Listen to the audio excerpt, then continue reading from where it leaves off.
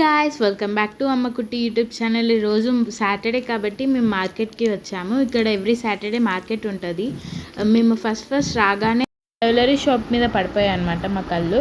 ఏ గర్ల్కైనా first priority jewelleries మీదే ఉంటాయి కదా. మీరేమంటారు కమెంట్స్లో కమెంట్ చేయండి. చూస్తేనేమో అన్నీ కొనాలనిపిస్తుంది, కానీ మా మమ్మీ అయితే ఏది కొని అని ఉంటుంది.